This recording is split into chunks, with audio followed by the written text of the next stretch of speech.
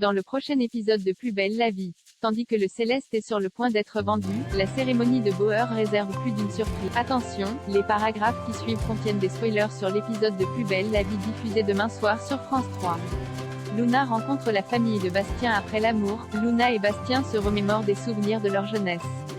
Ils sont interrompus par un appel de Myrtha, qui cherche toujours à convaincre sa fille de ne pas vendre le Célestie à Vitreuil et Barreau.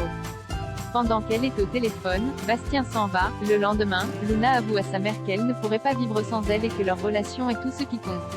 Même si elle comprend que vendre le Célestie soit difficile à encaisser pour Myrtha, elle ne compte pas s'épuiser à le reconstruire. Suite à cette conversation, Myrtha se rend au bar du Mistral. Elle se désole auprès de Roland, Léo et Claire. Ceci souligne qu'il reste encore un espoir tant que la vente n'est pas signée. De son côté, Luna se rend à son rendez-vous avec Vitreuil et Barreau. L'offre qu'ils lui font est à la hauteur de ses espérances. Barreau est prêt à signer la promesse de vente rapidement. De retour au Célestie, Luna fait la rencontre d'Élodie et de son fils Hugo, tous deux en train de traîner dans le hall. Ils expliquent qu'ils viennent de terminer un tour du monde en bateau et qu'ils comptent s'installer dans le quartier. Ils sont intéressés par l'achat de l'hôtel comme projet de famille pour en faire un lieu d'échange et de convivialité. Luna n'est pas insensible à leurs arguments et accepte de les faire visiter l'endroit. Luna avoue ensuite qu'elle a déjà des acheteurs.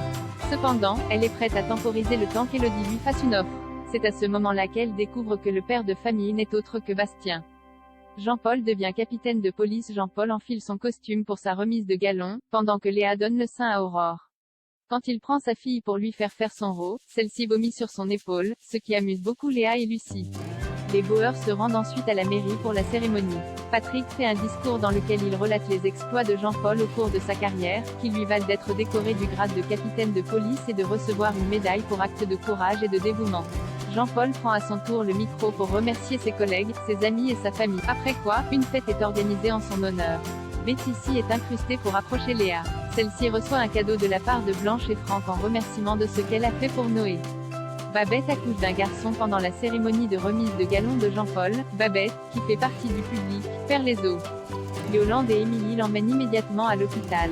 Yolande reste au chevet de sa fille, tandis qu'Émilie retourne chercher Patrick à la mairie. Le temps qu'ils arrivent ensemble à l'hôpital, Babette a déjà accouché d'un petit garçon, prénommé Raphaël.